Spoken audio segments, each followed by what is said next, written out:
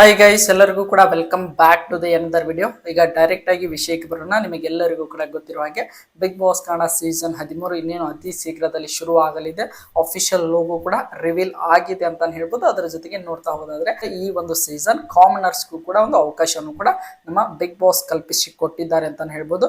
ಈಗ ನೋಡುವಂತ ವೀಕ್ಷಕರು ಬಿಗ್ ಬಾಸ್ ಮನೆಗೆ ಎಂಟ್ರಿ ಕೊಡಲು ಒಂದು ವಿಶೇಷವಾದಂತಹ ಅವಕಾಶ ಅಂತ ಹೇಳ್ಬೋದು. ಇನ್ನು ಜೂನ್ 21ರ ತನಕ ಈ ಒಂದು ಆನ್ಲೈನ್ ಆಡಿಷನ್ ನಡೀತಾ ಇದೆ. ಯಾರ್ಯಾರೆಲ್ಲ ಇನ್ನು ವಿಡಿಯೋ ಮಾಡಿ ಹಾಕಿಲ್ಲ, ಹೋಗಿ ಜಿಯೋ ಹಾಟ್ಸ್ಟಾರ್ ವೆಬ್ಸೈಟ್ ನಲ್ಲಿ ಕಲರ್ಸ್ ಕನ್ನಡ ಆಫಿಷಿಯಲ್ ಪೇಜ್ಗಳಲ್ಲಿ ಕೂಡ ಅದರ ಬಗ್ಗೆ ಇನ್ಫಾರ್ಮೇಶನ್ ಇದೆ. ಅದನ್ನ ನೋಡಿ ನೀವು ಅಪ್ಲೋಡ್ ಕೂಡ ಮಾಡಿ ಆಡಿಷನ್ಗೆ ಸೆಲೆಕ್ಟ್ ಆದ್ರೆ ನೀವು ಕೂಡ ಬಿಗ್ ಬಾಸ್ ಮನೆಯೊಳಗೆ ನೇರವಾಗಿ ಎಂಟ್ರಿ ಪಡೆಯಬಹುದು. ಇದರ ಜೊತೆಗೆ ನೋಡ್ತಾ ಹೋಗೋದಾದ್ರೆ ಈ ಒಂದು ಸೀಸನ್ ಕೇವಲ ಕಾಮನರ್ಸ್ ಮಾತ್ರ ಇರೋದಿಲ್ಲ, ಅದ್ರ ಜೊತೆಗೆ ಸೆಲೆಬ್ರಿಟಿಗಳು ಕೂಡ ಇರ್ತಾರೆ ಅಂತ ಹೇಳ್ಬೋದು. ಆಲ್ಮೋಸ್ಟ್ ಅಲ್ಲಿ ಒಂದು 20 ಜನರ ಪೈಕಿ ಒಂದು 4 ರಿಂದ 5 ಜನರು ಕಾಮನರ್ಸ್ ಇದ್ರೆ ಇನ್ನು ಉಳಿದಿರುವಂತಹ 15 ಜನರು ಸೆಲೆಬ್ರಿಟಿಗಳೇ ಆಗಿರ್ತಾರೆ ಅಂತ ಹೇಳ್ಬೋದು. ಈಗ ನಮ್ಮ ಬಿಗ್ ಬಾಸ್ ಕನ್ನಡ ಸೀಸನ್ 13 ನೋಡ್ತಾ ಹೋದಾದ್ರೆ ಸೆಪ್ಟೆಂಬರ್ನ ಮೊದಲನೇ ವಾರದಲ್ಲಿ ಶುರು ಆಗಲಿದೆ ಅನ್ನುವಂತ ಮಾಹಿತಿ ಕೂಡ ಬಂದಿದೆ. ಡೈರೆಕ್ಟ್ ಆಗಿ ವಿಷಯಕ್ಕೆ ಬರೋದಾದ್ರೆ ಈ ಒಂದು ಸೀಸನ್ ನ ಸೆಲೆಬ್ರಿಟಿಗಳನ್ನ ಆಯ್ಕೆ ಮಾಡುವಂತ ಪ್ರಕ್ರಿಯೆ ಕೂಡ ನಮ್ಮ ಬಿಗ್ ಬಾಸ್ ತಂಡದವರು ನಡೆಸಿದ್ದಾರೆ ಅಂತ ಹೇಳ್ಬೋದು. ಹಲವಾರು ರೀತಿಯಾಗಿ ರೂಮರ್ಸ್ ಗಳು ಕೂಡ ಓಡಾಡ್ತಾ ಇವೆ. ಅವ್ರು ಬರ್ತಾರೆ, ಇವ್ರು ಬರ್ತಾರೆ ಅಂತ ಹಲವಾರು ಮಾಹಿತಿಗಳು ಕೂಡ ಬರ್ತಾ ಇವೆ. ಅವೆಲ್ಲವನ್ನು ಕೂಡ ಫಿಲ್ಟರ್ ಮಾಡಿ ಈ ಒಂದು ಯಾರ ಹೆಸರು ತುಂಬಾನೇ ಜಾಸ್ತಿ ಓಡಾಡ್ತಾ ಇದೆ, ಯಾರ ಹೆಸರು ತುಂಬಾನೇ ನಮ್ಮ ಬಿಗ್ ಬಾಸ್ ಕನ್ನಡ ಸೀಸನ್ 13ಕ್ಕೆ ಕೇಳಿ ಬರ್ತಾ ಇದೆ, ಅಂತಹ ಕೆಲವೊಂದಿಷ್ಟು ಜನ ಸ್ಪರ್ಧಿಗಳ ಹೆಸರನ್ನ ಈ ಒಂದು ವಿಡಿಯೋದಲ್ಲಿ ನೋಡ್ತಾ ಹೋಗೋಣ.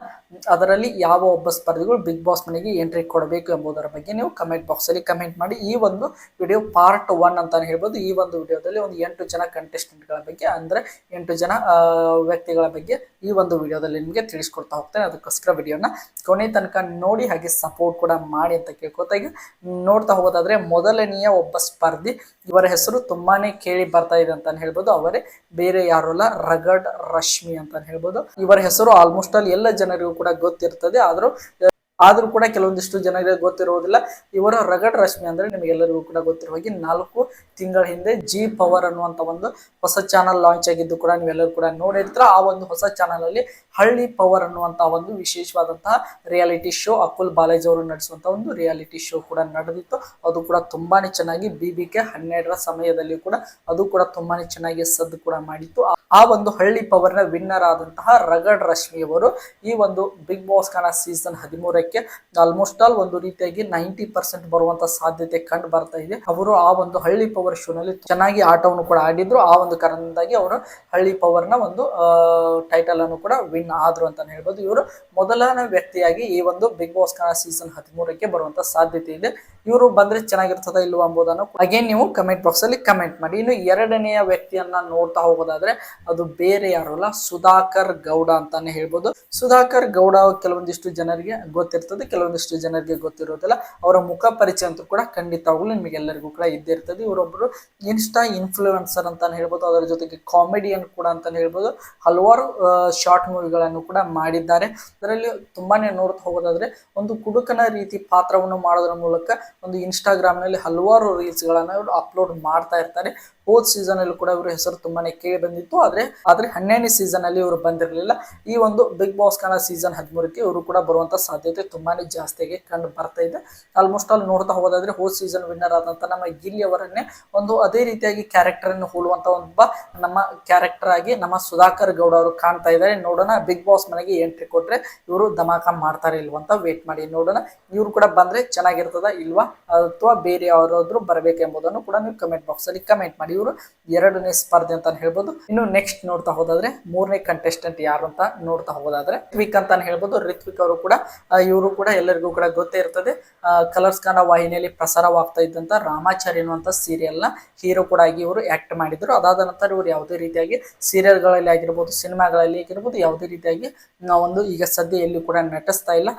ಆ ಒಂದು ಕಾರಣದಿಂದಾಗಿ ಇವರು ಬಿಗ್ ಬಾಸ್ ಕನ್ನಡ ಸೀಸನ್ 13ಕ್ಕೆ ಬರ್ತಾರೆ ಅನ್ನುವಂತ ರೂಮರ್ಸ್ ಗಳು ತುಂಬಾನೇ ಓಡಾಡ್ತಾ ಇದಾವೆ. ಇವರು ಕೂಡ ಬಂದ್ರೆ ಚೆನ್ನಾಗಿರ್ತದ ಇಲ್ವಾ ಎಂಬುದನ್ನು ನೀವು ಕಮೆಂಟ್ ಬಾಕ್ಸ್ ಅಲ್ಲಿ ಕಮೆಂಟ್ ಮಾಡಿ. ಮಾಡಿ. ಇನ್ನು ನೆಕ್ಸ್ಟ್ ನೋಡ್ತಾ ಹೋಗೋದಾದ್ರೆ 4ನೇ ಸ್ಪರ್ಧಿ ಸೂರಜ್ ಅಂತಾನೆ ಹೇಳ್ಬೋದು. ಸೂರಜ್ ಅವರು ಕೂಡ ನಿಮಗೆ ಆಲ್ಮೋಸ್ಟ್ ಎಲ್ಲರೂ ಕೂಡ ನೋಡೇ ಇರ್ತೀರಾ. ಕ್ವಾಟ್ಲಿ ಕಿಚನ್ ಆಗಿರ್ಬೋದು, ಕಾಮಿಡಿ ಕಿಲಾಡಿಗಳಲ್ಲಿ ಇವರು ತುಂಬಾನೇ ಒಂದು ರೀತಿಯಾಗಿ ಚಿರಪರಿಚಿತರು ಅಂತಾನೆ ಹೇಳ್ಬೋದು. ಒಂದು ರೀತಿಯಾಗಿ ಇವರು ಕಾಮಿಡಿಯ ಸೆನ್ಸ್ ಆಫ್ ಹ್ಯೂಮರ್ ತುಂಬಾನೇ ಚೆನ್ನಾಗಿರೋದ್ರಿಂದ ಇವರು ಕೂಡ ನಮ್ಮ ಬಿಗ್ ಬಾಸ್ ಕನ್ನಡ ಸೀಸನ್ 13ಕ್ಕೆ ಬರ್ತಾರೆ ಎನ್ನುವಂತಹ ಮಾಹಿತಿಗಳು ತುಂಬಾನೇ ಸದ್ದು ಮಾಡ್ತಾ ಇವೆ ಅಂತಾನೆ ಹೇಳ್ಬೋದು. ಇವರು ಕೂಡ ಆಲ್ಮೋಸ್ಟ್ ಅಲ್ಲಿ ಬರುವಂತಹ ಸಾಧ್ಯತೆನೆ ಈಗ ಸದ್ಯ ಜಾಸ್ತಿಯಾಗಿ ಕಂಡು ಬರ್ತಾ ಇದೆ. 4ನೇದಾಗಿ ನಮ್ಮ ಸೂರಜ್ ಗೌಡ ಅವರು ಬರಬಹುದು. ಇನ್ನು 5ನೇ ಸ್ಪರ್ಧಿಯಾಗಿ ಯಾರು ಅಂತ ನೋಡ್ತಾ ಹೋಗೋದಾದ್ರೆ ನಿಶಾ ಯೋಗೇಶ್ವರ್ ಅಂತಾನೆ ಹೇಳ್ಬೋದು. ನಿಶಾ ಯೋಗೇಶ್ವರ್ ಅವರು ಯಾವುದೇ ರೀತಿಯಾಗಿ ಆಕ್ಟರ್ ಸೀರಿಯಲ್ ಕೆಟಗರಿಯಲ್ಲಿ ಬರೋದಿಲ್ಲ. ಒಂದು ರೀತಿಯಾಗಿ ಟ್ರೆಂಡಿಂಗ್ ನಲ್ಲಿರುವಂತಹ ಒಂದು ರೀತಿಯಾಗಿ ಕಾಂಟ್ರವರ್ಸಿಯಲ್ ಇರುವಂತಹ ಒಬ್ಬ ಮಹಿಳೆ ಅಂತಾನೆ ಹೇಳ್ಬೋದು. ನಿಮಗೆಲ್ಲರಿಗೂ ಕೂಡ ಗೊತ್ತಿರುವ ಹಾಗೆ ಕಾಂಗ್ರೆಸ್ನ ಪೊಲಿಟಿಷಿಯನ್ ಆದಂತಹ MLA ಕೂಡ ಆದಂತಹ CP ಯೋಗೇಶ್ವರ್ ಅವರ ಮಗಳು ಅಂತಾನೆ ಹೇಳ್ಬೋದು ನಿಶಾ ಯೋಗೇಶ್ವರ್ ಅವರು. ಮತ್ತು ಅವರ ಫ್ಯಾಮಿಲಿಯಲ್ಲಿ ಕೆಲವೊಂದಿಷ್ಟು ನಡೆದಂತಹ ಕೆಲವೊಂದು ಇನ್ಸಿಡೆಂಟ್ಗಳಿಂದ ಇವರು ತುಂಬಾನೇ ಫೇಮಸ್ ಕೂಡ ಆಗಿದ್ದಾರೆ ಅಂತಾನೆ ಹೇಳ್ಬೋದು.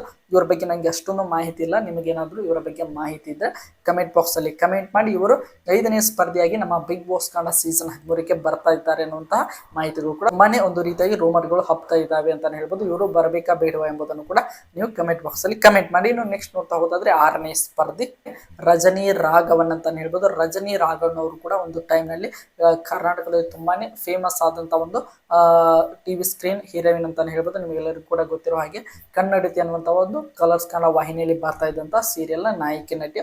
ಅದಾದ ನಂತರ ಅವರು ಎಲ್ಲಿ ಕೂಡ ಕಾಣಿಸಿಕೊಂಡಿಲ್ಲ. ಸೀರಿಯಲ್ಗಳಾಗಿರ್ಬೋದು ಕೆಲವೊಂದಿಷ್ಟು ಒಂದೇನೋ 2 ಸಿನಿಮಾ ಮಾಡಿರೋ ತರ ಇದೆ, ಅವು ಕೂಡ ಅಷ್ಟೊಂದು ಹಿಟ್ ಆಗಿಲ್ಲ. ಈಗ ಒಂದು ರೀತಿಯಾಗಿ ಸದ್ಯ ಯಾವ ಒಂದು ಪ್ರಾಜೆಕ್ಟ್ಗಳಲ್ಲಿ ಕೂಡ ಇವರು ಕಾಣಿಸಿಕೊಳ್ತಾ ಇಲ್ಲ. ಆ ಒಂದು ಕಾರಣದಿಂದಾಗಿ ರಜನಿ ರಾಘವನ್ ಅವರು ಅಗೇನ್ ಒಂದು ಸಿನಿಮಾಗಳಲ್ಲಿ ಆಗಿರ್ಬೋದು ಅಥವಾ ಒಂದು ಸೀರಿಯಲ್ಗಳಲ್ಲಿ ಕಂಬ್ಯಾಕ್ ಮಾಡುವಂತ ಸಾಧ್ಯತೆ ಇರೋದ್ರಿಂದ ಅವರು ಬಿಗ್ ಬಾಸ್ ಕನ್ನಡ ಸೀಸನ್ 13ಕ್ಕೆ ಬರುವಂತ ಸಾಧ್ಯತೆನೆ ಈಗ ಜಾಸ್ತಿ ಕಂಡು ಬರ್ತಾ ಇದೆ ಅಂತಾನೆ ಹೇಳ್ಬೋದು. ಆ ಒಂದು ಕಾರಣದಿಂದಾಗಿ ನಮ್ಮ ರಜನಿ ರಾಘವನ್ ಅವರು ಕೂಡ ಒಂದು ರೀತಿಯಾಗಿ ತುಂಬಾನೇ ಫ್ಯಾನ್ ಫಾಲೋಯಿಂಗ್ ಕೂಡ ಇರೋದ್ರಿಂದ ಇವರು ನಮ್ಮ ಬಿಗ್ ಬಾಸ್ ಕನ್ನಡ ಸೀಸನ್ 13ಕ್ಕೆ ಬಂದ್ರೆ ಚೆನ್ನಾಗಿರ್ತದೆ. ನೋಡೋಣ, ವೇಟ್ ಮಾಡಿ ಏನ್ ಮಾಡ್ತಾರೆ ಅಂತ. ಇನ್ನು ನೆಕ್ಸ್ಟ್ ನೋಡ್ತಾ ಹೋದಾದ್ರೆ 7th ಕಂಟೆಸ್ಟೆಂಟ್ ಅಂತಾನೆ ಹೇಳ್ಬೋದು. ಅಗೇನ್ ಇವರು ಒಬ್ಬ ಕಾಮಿಡಿಯನ್ ಅಂತಾನೆ ಹೇಳ್ಬೋದು. ಇವರು ಮಜಾ ಭಾರತ ಆಗಿರ್ಬೋದು, ಅದರ ಜೊತೆಗೆ ನೋಡ್ತಾ ಹೋಗೋದಾದ್ರೆ ಕ್ವಾಟ್ಲಿ ಕಿಚನ್ ಆಗಿರ್ಬೋದು, ಹಲವಾರು ರೀತಿಯಾಗಿ ಯಾವುದೇ ರೀತಿಯಾಗಿ ಕಲರ್ಸ್ ಕನ್ನಡ ವಾಹಿನಿಯಲ್ಲಿ ಬರುವಂತ ಎಲ್ಲ ರೀತಿಯಾಗಿ ಕಾಮಿಡಿ ಶೋಗಳಲ್ಲಿ ಇವರು ಇದ್ದೇ ಇರ್ತಾರೆ. ಅವರೇ ಬೇರೆ ಯಾರು ಅಲ್ಲ, ಹುಲಿ ಕಾರ್ತಿಕ್ ಅಂತಾನೆ ಹೇಳ್ಬೋದು. ಹುಲಿ ಕಾರ್ತಿಕ್ ಅವರ ಹೆಸರು 9ನೇ ಸೀಸನ್ 10, 11, 12ನೇ ಸೀಸನ್ಗಳ ಎಲ್ಲ ಸೀಸನ್ಗಳಲ್ಲೂ ಕೂಡ ಇವ್ರ ಹೆಸರು ತುಂಬಾನೇ ಫೇಮಸ್ ಆಗಿ ಬರ್ತಾ ಇತ್ತು. ಆದ್ರೆ ಯಾವ ಸೀಸನ್ಗಳು ಕೂಡ ಇವರು ಬಂದಿರಲಿಲ್ಲ. ಆದ್ರೆ 13ನೇ ಸೀಸನ್ಗೆ ಇವರು ಬರುವಂತ ಸಾಧ್ಯತೆ ಈಗ ಜಾಸ್ತಿಯಾಗಿ ಕಾಣ್ತಾ ಇದೆ. ವೇಟ್ ಮಾಡಿ ನೋಡೋಣ ಬರ್ತಾರೆ ಇಲ್ವಂತ. 7ನೇ ಕಂಟೆಸ್ಟೆಂಟ್ ಆಗಿ ನಮ್ಮ ಹುಲಿ ಕಾರ್ತಿಕ್ ಅವರು ಬರುವಂತ ಸಾಧ್ಯತೆ ಇದೆ. ಇನ್ನು 8ನೇ ಕಂಟೆಸ್ಟೆಂಟ್ ನ ಬಗ್ಗೆ ನೋಡ್ತಾ ಹೋಗೋದಾದ್ರೆ ಅವರು ಭರತ್ ಬೋಪಣ್ಣ ಅಂತಾನೆ ಹೇಳ್ಬೋದು. ಭರತ್ ಬೋಪಣ್ಣ ಅವರು ಇವರು ಕೂಡ ಒಬ್ಬ ಸೀರಿಯಲ್ ಆಕ್ಟರ್ ಅಂತಾನೆ ಹೇಳ್ಬೋದು. ಅದರಲ್ಲೂ ಕೂಡ ಜಿ ಕನ್ನಡದಲ್ಲಿ ಪ್ರಸಾರವಾಗ್ತಾ ಇದ್ದಂತ ಆಲ್ಮೋಸ್ಟ್ ಅಲ್ಲಿ ಒಂದು 3 ರಿಂದ 4 ವರ್ಷ ಆಗ್ತಾ ಬಂತು. ನೀವು ಎಲ್ಲರೂ ಕೂಡ ಗೊತ್ತಿರೋ ಹಾಗೆ ಬ್ರಹ್ಮ ಗಂಟು ಅನ್ನುವಂತ ಒಂದು ಸೀರಿಯಲ್ ನ ನಾಯಕ ನಟ ಕೂಡ ಆಗಿದ್ದರು. ಅದ ನಂತರ ಕೆಲವೊಂದಿಷ್ಟು 1-2 ಸಿನಿಮಾಗಳನ್ನು ಕೂಡ ಮಾಡಿದ್ದಾರೆ. ಇವರು ಅಷ್ಟೊಂದು ಫೇಮಸ್ ಕೂಡ ಇಲ್ಲ. ಈಗ ಸದ್ಯ ಕೆಲವೊಂದಿಷ್ಟು ತೆಲುಗು ಹಾಗೆ ತಮಿಳ್ ಸೀರಿಯಲ್ಗಳಲ್ಲಿ ಕೂಡ ಕಾಣಿಸಿಕೊಂಡಿದ್ದಾರೆ. ಅಲ್ಲಿ ಕೆಲವೊಂದಿಷ್ಟು ಸೀರಿಯಲ್ಗಳಲ್ಲಿ ಪಾಪ್ಯುಲರ್ ಕೂಡ ಆಗಿದ್ದಾರೆ. ಹಾಗೇನು ಇವರು ಕನ್ನಡದಲ್ಲಿ ಕಂಬ್ಯಾಕ್ ಮಾಡಲು ತುಂಬಾನೇ ಪ್ರಯತ್ನ ಪಡ್ತಾ ಇದ್ದಾರೆ. ಆ ಒಂದು ಕಾರಣದಿಂದಾಗಿ ಇವರ ಹೆಸರು ಕೂಡ ನಮ್ಮ ಬಿಗ್ ಬಾಸ್ ಕನ್ನಡ ಸೀಸನ್ 13ಕ್ಕೆ ತುಂಬಾನೇ ಕೇಳಿ ಬರ್ತಾ ಇದೆ ಅಂತಾನೆ ಹೇಳ್ಬೋದು. ನೋಡೋಣ ಯಾರ್ಯಾರೆಲ್ಲ ಎಂಟ್ರಿ ಕೊಡ್ತಾರೆ ಅಂತ. ಇದು ಪಾರ್ಟ್ 1 ಅಂತಾನೆ ಹೇಳ್ಬೋದು. ಪಾರ್ಟ್ 2ಗಳಲ್ಲಿ ಇನ್ನೊಂದು 8 ರಿಂದ 10 ಜನ ಕಂಟೆಸ್ಟೆಂಟ್ಗಳ ಹೆಸರುಗಳಿವೆ. ಅದ್ರ ಬಗ್ಗೆ ಮುಂದಿನ ವಿಡಿಯೋದಲ್ಲಿ ನಿಮಗೆ ವಿಡಿಯೋ ಮಾಡಿ ಹಾಕ್ತೇನೆ. ಒಟ್ಟಿನಲ್ಲಿ ಈ ಒಂದು ವಿಡಿಯೋದಲ್ಲಿ ಒಂದು 8 ಜನ ಕಂಟೆಸ್ಟೆಂಟ್ ಅಂತ ಹೇಳ್ಬೋದು. ರಶ್ಮಿ ಆಗಿರ್ಬೋದು, ನಿಶಾ ಯೋಗೇಶ್ವರ್ ಅವರಾಗಿರ್ಬೋದು, ಅದರ ಜೊತೆಗೆ ರಜನಿ ರಾಘವನ್ ಆಗಿರ್ಬೋದು, ಭರತ್ ಬೋಪನ್ ಆಗಿರ್ಬೋದು, ರಿತ್ವಿಕ್, ಸುಧಾಕರ್ ಗೌಡ ಆಗಿರ್ಬೋದು, ಸೂರಜ್, ಇನ್ನು ಕೆಲವೊಂದಿಷ್ಟು ಜನರು, ಒಂದು 8 ಜನರ ಹೆಸರುಗಳು ಈ ಒಂದು ಲಿಸ್ಟ್ ನಲ್ಲಿ ಇವೆ ಅಂತಾನೆ ಹೇಳ್ಬೋದು. ಈ 8 ಜನರ ಪೈಕಿ ಯಾರು ಬಂದ್ರೆ ಚೆನ್ನಾಗಿರ್ತದೆ ಅಥವಾ ಇವರು ಬರೋದು ಬೇಡ ಅನ್ನುವಂತ ಕೆಲವೊಂದಿಷ್ಟು ಹೆಸರುಗಳು ಕೂಡ ನಿಮ್ಮ ಮೈಂಡ್ ನಲ್ಲಿ ಬರ್ತಾ ಇರ್ತವೆ. ಅವುಗಳನ್ನ ಕಮೆಂಟ್ ಬಾಕ್ಸ್ ಅಲ್ಲಿ ಕಮೆಂಟ್ ಮಾಡಿ.